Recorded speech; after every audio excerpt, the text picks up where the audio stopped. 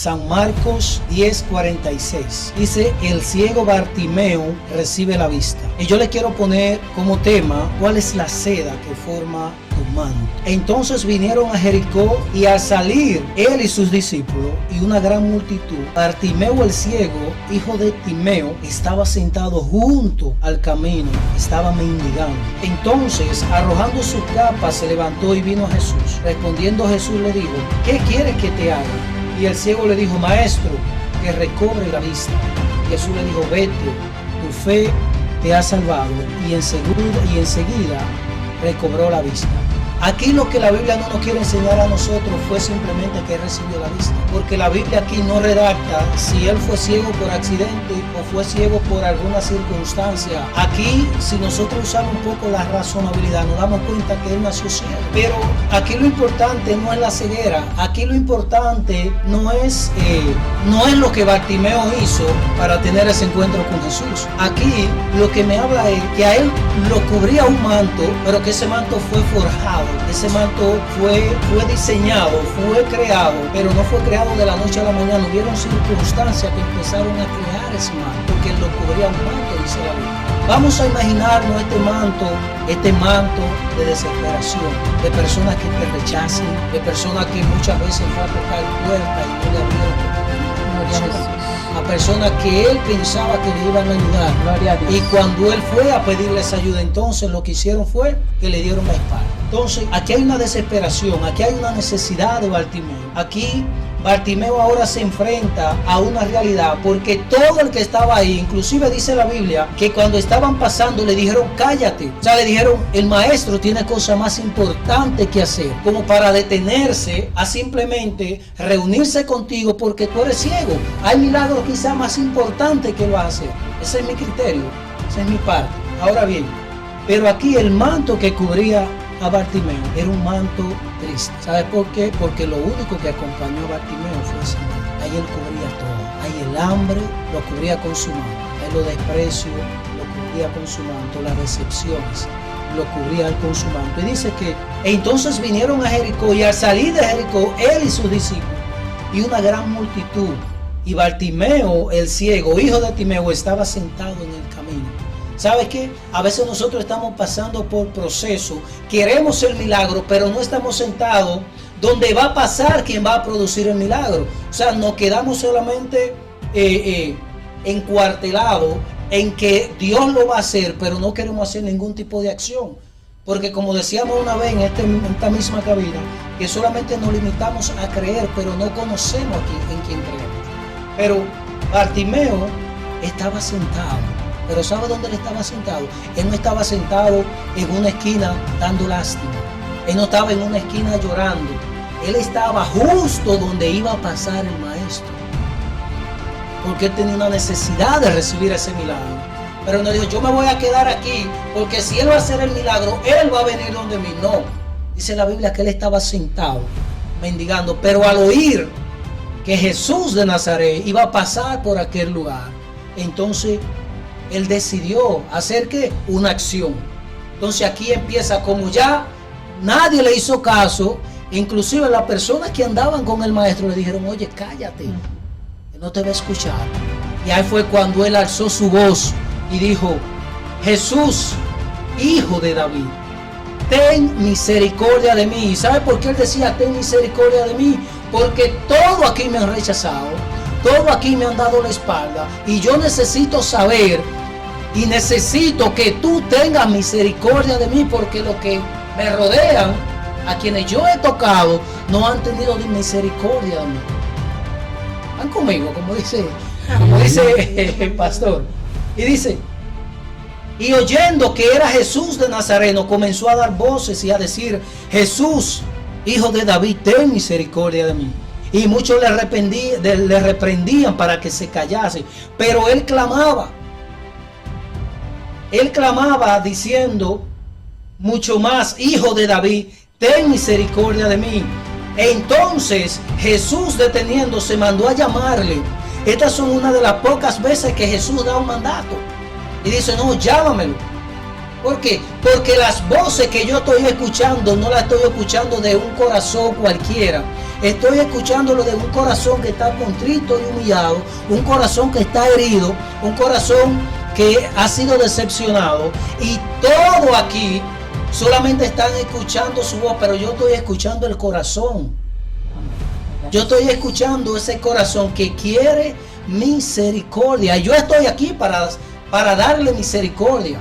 Hacia Jesús, lo que menos le importaba era el milagro que iba a suceder. A él le importaba lo que iba a pasar después de ese milagro. No sé si me estoy explicando. Entonces dice, entonces Jesús, deteniéndose, mandó a llamarle, y llamaron al ciego diciéndole: óyeme, ten confianza. Aquí Bartimeo tiene dos situaciones. Tiene una conversación con quien Jesús le envió a llamar. Tuvieron una conversación.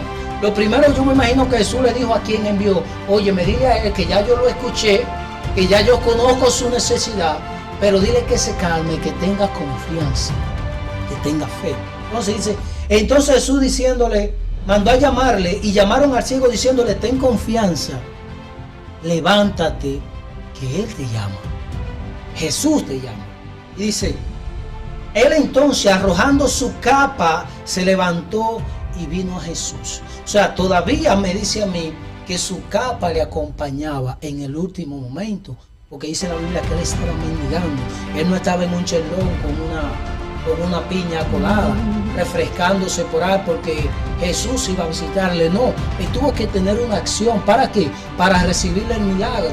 Porque en estos tiempos los cristianos se están acomodando. Habemos cristianos, ministros, que nos sentimos tan cómodos con el proceso, óigame, que cambiamos el juego de sal y nos acostamos ahí a esperar qué pasa, y no hay ningún tipo de acción. Cuando nosotros queremos recibir el milagro, tenemos que estar donde está o va a pasar quien va a producir el milagro. No podemos simplemente encerrarnos en la situación. Amén. Amén. Dice el pastor Cecilio, ¿están conmigo? Dice, entonces, arrojando su capa, se levantó y vino a Jesús. Respondiendo, Jesús le dijo: ¿qué tú quieres que te haga? Yo me imagino en esa conversación entre Bartimeo y Jesús, Bartimeo diciéndole a Jesús: óyeme, todo este grupo que tuve aquí me ha decepcionado, todo este grupo que está aquí me ha dado la espalda, todo este grupo que está aquí, ninguno de ellos ha tenido misericordia. Yo necesito que tú tengas misericordia de mí. Y cuando Jesús escucha esta conversación, entonces le dice: ¿qué tú quieres que te haga? Y el ciego le dijo: maestro, que recobre la vista. Pero aquí hay algo muy importante. Jesús sabía lo que Bartimeo necesitaba. Pero todo esto se produjo porque el milagro mayor iba a suceder después de esto. Dice: maestro, que recobre la vista. Y Jesús le dijo: vete, tu fe te ha salvado. Y enseguida recobró la vista y seguía a Jesús en el camino.